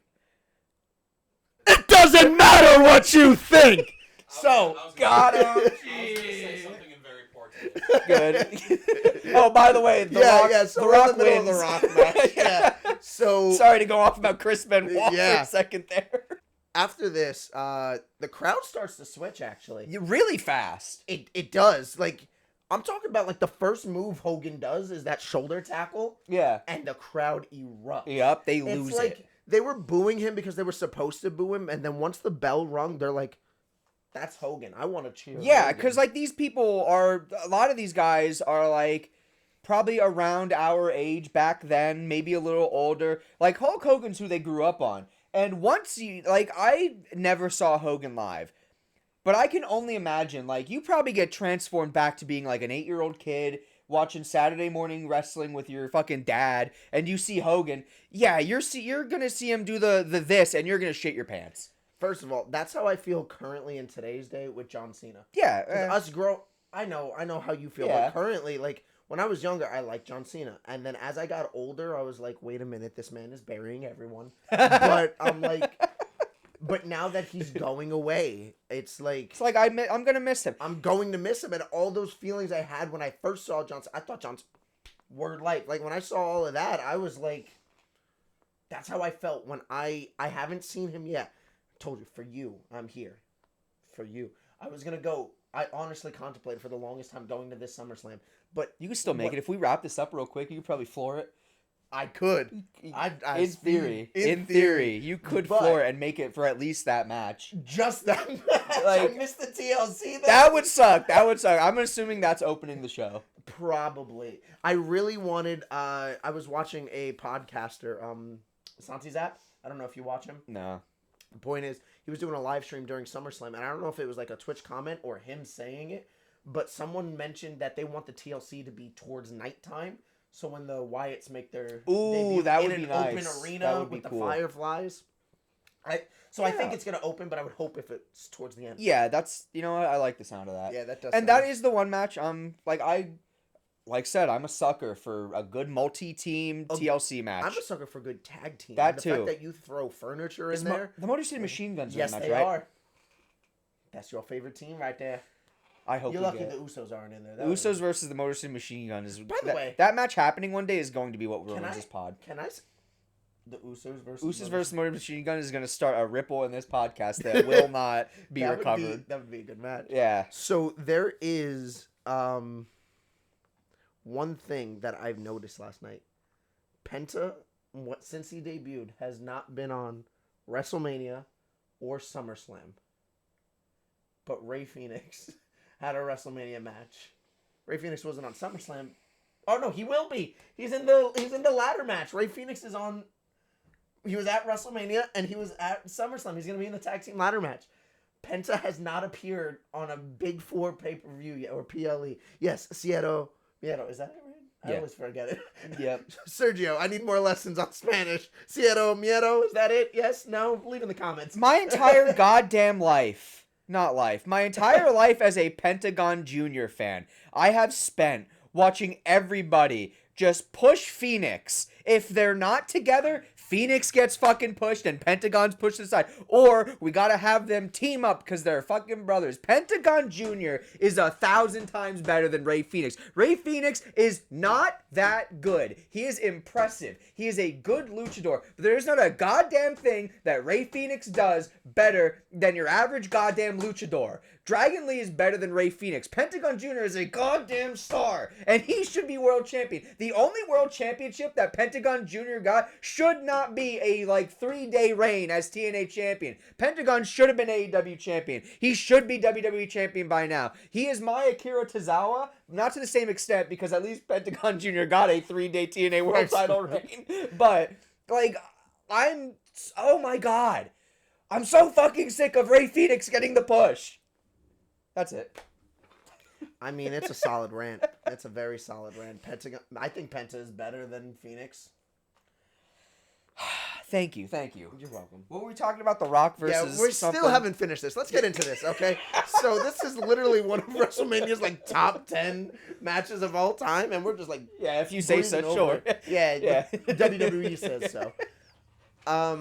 So we're evolving into more of a modern wrestling style now. Yeah. Now we're in 2002. We get your traditional match where you're seeing more moves. You're seeing the crowd. Things are happening. It's not just headlock. Yes, exactly. So I forgot. I think we got a ref bump really quickly into this. Yes. Because The Rock, I'm trying to remember back now. The Rock puts Hogan in a sharpshooter. High quality sharpshooter. And he taps out. Yeah. But the ref's gone, so it doesn't count. But it was the first time I've physically seen Hogan tap. Yeah. You know what I mean? After that, he breaks free because Rock's like, where's the ref? I got to get the ref. I never understood that. Just hold it. Just hold it and And then when the ref gains conscious, hold it and just start going, ref! Whatever. I understand wanting to wake him up because he's knocked out, but bro, I'm holding that. I'm keeping him in there. Yeah, if he's tapping out, he's either passing out or going to keep tapping. I'm by the cranking time that ref it, yeah. gets up. Yeah. But anyway, so he lets go, goes to wake up the ref, turns around, gets low blowed by Hogan. Oh, excuse me. He gets low blowed by Rogan and then gets low blowed by Rogan. Joe Rogan comes out. At this point, he's the Fear Factor guy. He low blows Hogan, shoves a bunch of worms in his mouth, and Vince McMahon's in the back I just got a great idea for a wrestler. Hogan low blows The Rock. puts him hits him with a rock bottom. All right. Hogan hits him with a low blow, and The Rock like sells it like a cartoon character. He sells it as if you kicked Tom from Tom and Jerry in the dick. Like he might as well just gone yahoo because he like ooh and he like bounces around. Dude, if I get kicked in the dick, I'm not hopping around. I'm yeah. I just thought that was funny. Point is, he hits The Rock with a rock bottom. I'm really into this match now. Rock kicks out, obviously. Rock kicks out. I'm into the match. I am a sucker for certain finisher fests. Yeah. You know what I mean? The first when it works, it works. Not the first one, because the first one I think was bad. It was a shock for a shock. Brock versus Goldberg. Where I think Goldberg or Brock missed a spear or something into the post. Goldberg. Are you talking about the hit him with a when spear they were older? Hit a jackhammer. Okay, I'm not including that first one. I'm talking about their like 2 or 3 matches they had as they're older. See, I was at the WrestleMania match between those two where it was like a sprint, and maybe it was just because it was live, but that match kicked ass. No, I'm not talking about that. I'm talking about the one they had when they were older. I think Brock was champ. No, that's the one I mean. I mean like not the first one when they were both leaving the company. The second one with the Florida and the roller coaster stage when they were both older. Then which one am I thinking of?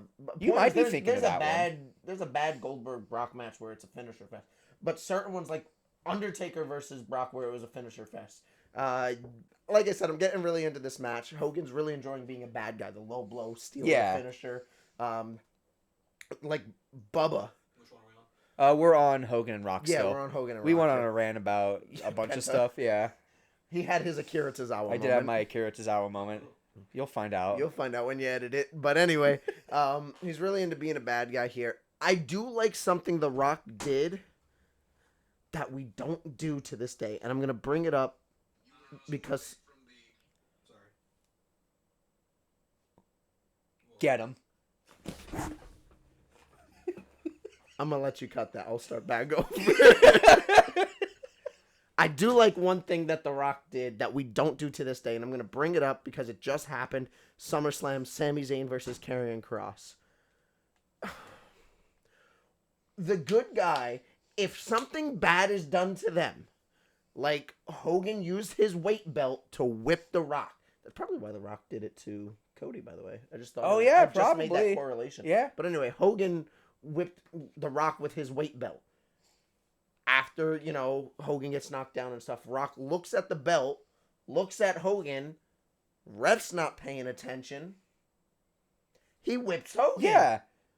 Why not? You can still be a good guy. Because that's the rules. The rules, Robert. I have to follow the rules. Like, hell no. You just hit me with a belt. I'm beating your ass. Exactly. When The Rock did that, I was like, there was a moment where Scarlett gave Karrion Kross the lead pipe. Yeah. He missed using it. Goes flying out of the ring. Scarlett grabs it later while the ref is attending to Karrion Kross and gives the lead pipe to Sami Zayn. Now Sami Zayn picks it up, looks at the ref over there, looks at Karrion Kross down. He's about to hit him, like he's thinking about it, and he just throws it out of the ring. And I'm like, no! You can hit him. If you still wanted Sami Zayn to win that match, you could. You could have him cheat to win, and you can still, because for some reason they like to bury Karrion Kross. So if you're gonna, this is a pro Karrion Kross pod, by the way. Yeah. So if you want Karrion Kross to lose, you can still have him lose and win at the same time. He can eat the pin, but he ate the pin because Sami Zayn did a cheating move. And Sami Zayn is well within his right in kayfabe to do that because I haven't been keeping up, but I'm pretty sure I've seen clips of Karrion Kross beating his ass in the back. Exactly. Sami Zayn could have easily came out on Raw tonight. By the way, the stipulation for the match was if Karrion wins, Sami has to admit that Karrion's right. There is a darker side to me. Pa, pa, pa, pa, pa. Vice versa. If Sami wins, Karrion has to say, I was wrong. I was wrong. There's no evil side to you. Wow, some deep level shit. Wow. But that's all we get for Karrion Kross, okay? We'll take what we can get. So point is, if you still wanted Didn't Karrion lose to Sami already? Didn't they already have this match? Yes, this is like their third match of the same exact thing. Same exact formula. How many times has Sami It's like Zayn... a Hogan match. We know what's happening, and we still want something else. Like nothing. If Sami Zayn, like, I don't know, I guess he's just still trying to prove that he's, like, a good guy, I guess. But, like, he's trying to prove he's an underdog. He's not an underdog anymore. He won 3 straight. Like, that's not underdog. No, he's not an underdog at all because the crowd is so behind him and he wins almost everything. He's also, like, usually around the same size, it feels, as... every opponent he So goes what against. kind of Other than Roman? Yeah, but that's, like, yeah. Yeah. It's so annoying because, like, you could have easily Dumb good guys is, like, the worst thing. Yes. Kevin Owens is my favorite type of face because he doesn't care. He will call you out. He will tell you that's stupid. He will crash out. I love his crash outs. Oh, his crash outs are great. What about the one on Dolph Ziggler? His crash outs are great. If he's in a match and someone hits him with a chair, my guy, he's going to hit you with that chair. Yeah. Just know you picked the wrong good guy to hit with that chair. Why can't... But The Rock... Excuse me. But The Rock uses the belt. The Rock hits him, keeps hitting him. And I'm like, this is what we need in today's wrestling. We don't need a general good guy, bad guy. You are a professional wrestler trying to win a match, to win more money, to win titles, to win fame. And if this bad guy is going to continue to do things against you that are not in the rules, that are screwing you over, you got to get your hands dirty. And that, I feel, doesn't make you any less of a good guy. It makes you a good guy with a spine. Like, Exactly. If Karrion Kross beats you 2 times and he just keeps coming back saying, I'm going to keep beating your ass backstage. Yeah. Duh. You don't have to get your ass beat every week and then I'm the good guy. I followed the rules. I still won. I can understand if you took a pipe to the top of his head and was like, that's for 4 weeks of beating the shit out of me. And then you get the win. I would have been like, oh, okay. That makes sense. Look at this edge. No cope. No cope. So anyway, let's finish up this match because we got one more match to do after this. So Rock's using the belt against Hogan, right? Then he hits him with a rock bottom. Hulk's out at 2. Yeah. Like I'm talking about when he kicks out, he's all immediately up. He starts doing the Hulk, doing everything. He's hitting the poses. Yes. He hulks up. The crowd's almost all Hogan at this point. The crowd is into it. They're rooting for Hogan. Hits him with his leg drop. Rock kicks out at 1. He hits 2 rock bottoms.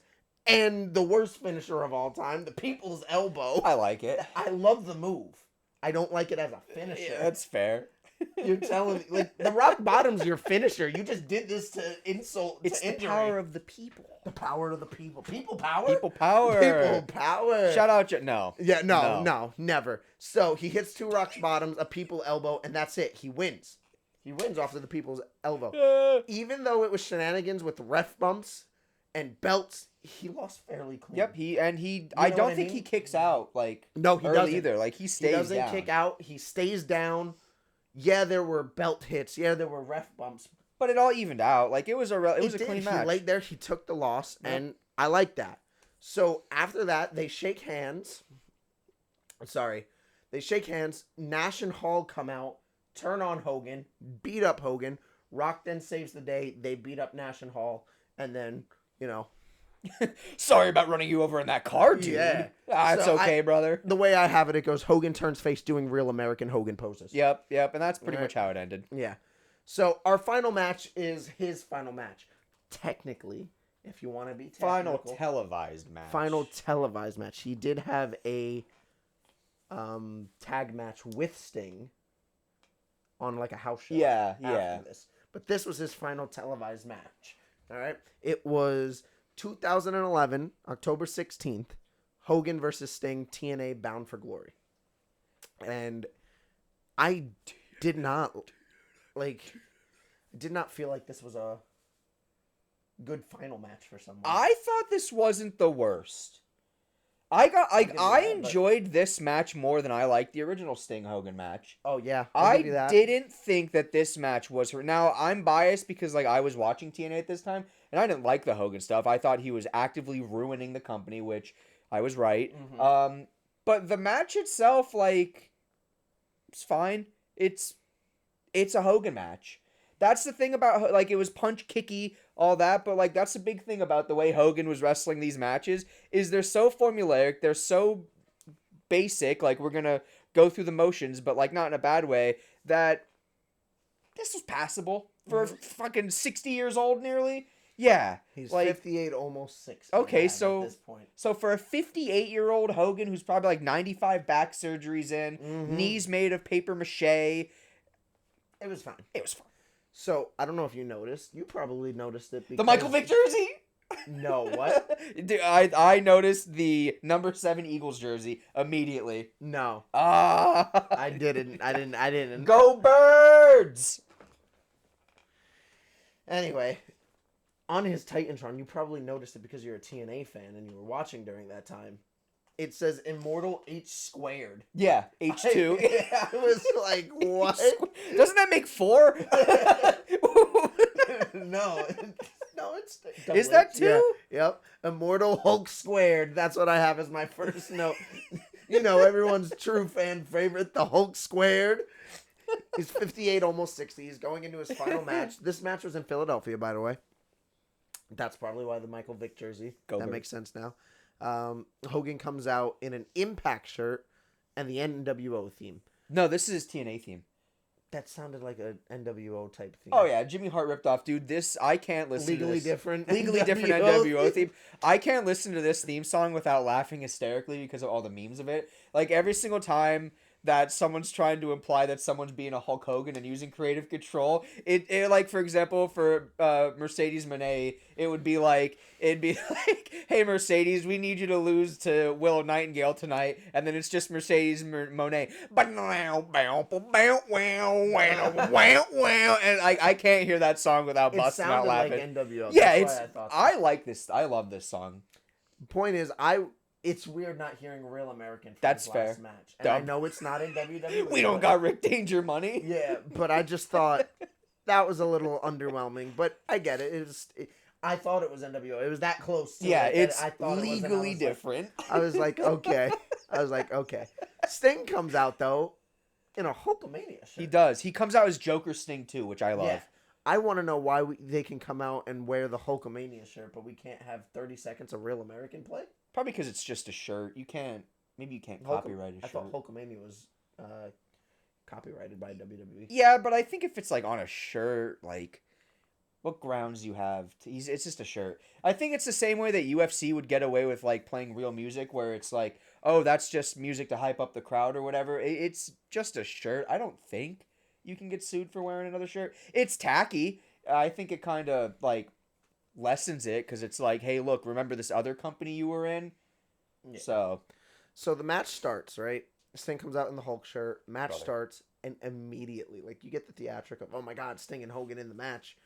And then Hogan stops, points, tells them to come out, and all you see is the Nature Boy. Dude, woo! Comes out, and he is more red than any red and yellow that Hogan has worn this entire night. I love Good God. I love that he came out. I was not expecting it. The fact that I hear, woo! I was like, what? I told you. I called you. I lost my voice last night from the Seth Rollins cash-in. I didn't speak. I finished watching it this morning, to be honest with you. This is I had 2 more matches to watch. I watched this one. I haven't said a word. My wife's at work. My cats were being away from me. They didn't do nothing. I was like, okay. So I'm just watching this, and just like I activated once I heard Nature Boy, I just go, woo! And I'm like, oh shit, I still don't have a voice. That was a pretty good woo. That sounded a lot better than the woo from earlier when you called me. When I called you, I was like, woo! I was like, I'm going to do the heavy lifting today, I guess. Yeah, you are. You sound great. Yeah. your voice is You like... told me to get some tea, and I thought you meant iced tea. I didn't get either. I didn't get hot tea either. Icy, you got Coke. I bought Coca-Cola. And Dr. I got a sore throat. Woo! That made me feel better, and that's what I'm saying. So he gets in the head of Sting. He brings out the Nature Boy, right? Hogan throws his bandana at Sting, emotes, which makes Sting mad. Like, he legit... yo, whoa, what are you doing? What are you doing? Sting acts like that's not something that Hogan's probably done to finish. There's like, yo, whoa, what the hell is that, dude? We didn't talk about that in the back. He's like so upset. He's Hogan throws Sting out of the ring. Flair gives some of his chops. Hogan gives a low blow as well. And I'm like, oh, this is breaking down fast. Yeah, like, immediately, they're just, like, double teaming Sting. And I'm like, oh, yeah. At first, I was like, why isn't the ref calling this? Like, Flair's just allowed to give chops and stuff. Then I realized it was Eric Bischoff's son. Yep. Hogan's the bad guy. I figured it all TNA legend Garrett Bischoff. Yeah. So, Flair gives him the chops and stuff. I didn't think he would want to be a bad guy on his final match. Well, they fixed that by the end of the... That's what I was like. That's why my notes go in order here. I was like, dude, I don't know why he wants to be a bad guy if this is his final match. Somehow Hogan gets a spike. I can't physically see what it looks like. Yeah, I don't know what it is. So I'm just going off of my childhood memory of the railroad spikes that I see. Okay. In my head canon, Hogan was just stabbing him with a railroad spike. For a brief second, I thought it was like one of those like trapezoid-shaped pencil erasers. I know that's not what it is, but like that's what it looked like at first. So in my head canon, it was like a big rubber eraser. No, mine was a railroad spike. Yours is a bit more violent. Which one of us is the deathmatch guy? I don't know. But Sting starts bleeding, right? Now, Sting takes control after a little bit, beats up Flair, hits Hogan with the spike too. This is the first time I've seen, like, there's probably more obvious ones. Yeah. But I'm seeing Hogan bleed as he's rolling out of the ring. I don't know if you saw that. There's a clip. It's a match. It's a WCW match, obviously, but Deadlock talked about it, where Hogan's gonna get cracked in the hair with the head, and he right in front of the camera he gigs coast to coast, and then turns like right in front of the camera, dude. He just, I love, dude. One of my favorite things. I know it like kills the mystique and the kayfabe. I love when they catch the dude blading because it's always so fucking funny. It's just because it's just a guy who's so insane and so in love with this business going, yeah, I'll use this razor blade and just... it's always just so funny to look at. It is, because he's standing, too. He's standing like... he just gets fucking rocked. It's good. It's so good. But anyway, if you blade for this business, you're a fucking G. He's rolling out of the ring, right? So as he's rolling, it's... Every time he rolls over, you see another one, just in case he didn't get good on the first one. And then I'm like... And then he goes out of the ring, Sting attacks Flair. And then when you get back in the ring, that's when they say, oh, Sting's using the spike. It hits him, and then you see Hogan bleeding immediately. Yeah. And I'm like, oh, man. It's just funny when, like you said, it's just funny when you can see them, like, blade without especially because Hogan fucking goes coast to coast. Yeah, he does. Fucking front. Not just like a little nit. Not all the way to, nope, all the way to... That's why his hair went back so he probably scalped himself. Right. Wait, why was he like that at 26? His debut still had something was happening in the AWA, I guess. Oh my god. They were working, brother. So, now the Immortal is bleeding. All right. Sting puts him in the Scorpion Deathlock, and Hogan taps out? Question mark? Dude, this is the highest quality sharpshooter I've ever seen. Hogan is like turning on his back before Sting even has like the legs. Yeah. Hogan's already trying to turn, and then when it does turn over, he's like on his shoulder, and Sting's like holding his legs up, like so gingerly because he knows that like his knees are probably like a sneeze away from just imploding right now. It was the nicest sharpshooter I've ever seen. He puts him in this, and Hogan immediately. And then the ref's just staring at him like, you sure? No, you don't want to tap out. No, he's like, my back. Dude, brother, this is Terry talking. Yeah. This is Terry talking. I'm tapping out. All right. So, after that, I really wasn't expecting it. Flair starts beating down Sting. Out comes Bischoff, Bully Ray, Scott Steiner, someone else. I don't know who it was. Gunner. Gunner? I don't know who that is. Yeah, I barely do too. They all start beating up on Sting, right? Sting is crawling into the corner. Hogan's finally like getting up, and he's resting in the corner watching them beat up Sting. Sting crawls to the corner, looks up, and begs Hogan for help. They drag Sting back into this like circle, and they start beating him up some more Crowd starts as Sting's getting beat up. The crowd is chanting for Hogan. Hogan. And Hogan, instead of like, I understand he's trying to make a decision, but he's like, I can't hear you. Chant my name. Saying? Chant my name louder, or else. Louder, please. Sting's dying in the background, and he's like, "What'd you say?" What? He's probably. Oh, he gets like one of those like giant horns. He's like, "Hey, what are you saying? Are you chanting Hogan or go Rogue? Are you chanting Hogan or Rogan? Are you chanting Joe Rogan? Rogan? Rogaine? The Fear Factory guy. Fear Factory. Fear Factory. Yeah. Anyway, Hulk starts hulking, crowd starts chanting, everything's going the right way now. He starts taking down everybody. Sting and Homan. Who? Sting and Hogan team up, take down everyone in the ring, and once it's clear, Hulk and Sting soak up the crowd, shake hands. They exit stage left. I didn't think this was that bad. Towards the end, I thought that. I was like, it's not bad. But at first, I was like, it's a very underwhelming Hogan match. With the ending of it, it really made, like, it, that's how Hogan thought, like, would, in a perfect world, this happens in WWE, Hogan rides off into the sunset, and he dies a hero. Unfortunately, or fortunately, doesn't really matter, that's not how it ends. No? No, there's everything else that happens. Oh, I thought you meant... I do have something for you, though. No, I thought you meant there was something... Like, what do you mean? What do you mean?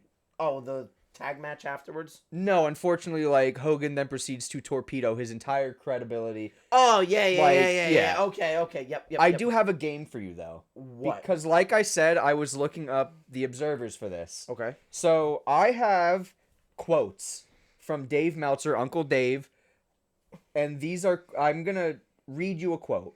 Mm-hmm. You're going to tell me which match he's talking about. I will give out of you the ones we out of the ones we reviewed. I will tell you there was no observer for his debut match, and I couldn't find anything for WrestleMania 1. So everything else, the what is that? We have the Andre match, the Warrior match, Andre Warrior, Starrcade. So I'm gonna read you these, and you let me know which one you think is that match. All right. So the first one is. Everyone in wrestling thought this match would suck. Starrcade 97. No. Everyone thought this match would suck. Everybody thought this match would suck. Was Hogan and Warrior. Yes, correct. Okay. I just really don't like the Starrcade match. I also kind of paraphrased some of these so I wouldn't give away names. Yes. Hogan looked lighter. This wasn't much of a match. Hogan's selling was pathetic. Hogan Andre. Nope. Starrcade 97. Starrcade 97. Okay. This wasn't the worst match I ever saw, but it threatened to be at times. Hogan proved all his critics right in that he simply can't carry a match. Hogan Andre. Yep. The last two. The pop when Hogan tore the shirt and the guys ran into his fists and bumped was really big. 3 stars. Hogan Rock. Nope. Bound for Glory. 2011. Dave Meltzer gave that match 3 stars, which shocked me. That's crazy.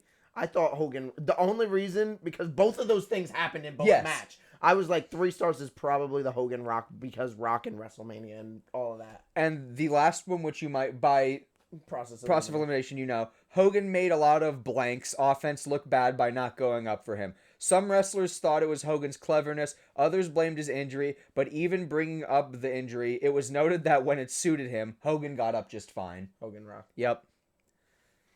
That's wild. That is wild. But that is the evolution of Hulk Hogan. Evolution is a mystery. Even though it really felt like he was the same worker after that debut match. Actually, you are correct on his match, but there was some evolution in Hulk. Yeah, his hairline. His age finally caught up to his looks. From match 1 to match 7, his age caught up. Yeah, you know what? If there's one thing that changed, is that Hogan finally looked his age.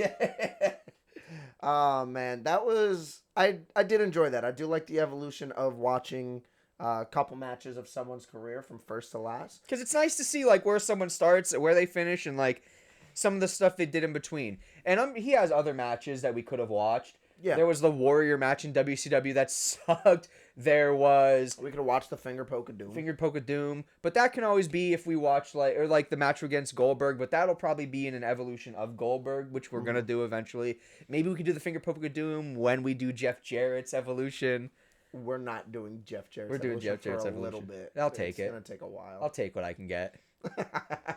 I do think we should do someone big too, but a current one. Let us know in the comments who you want us to watch the evolution of. I like that idea. Absolutely. Well, today's been another episode of UMP, your favorite wrestling podcast. Make sure you tell your friends about us. All of them, much appreciated. I'm Robert. I'm Billy. And this is Thank you. See you next week. Love you.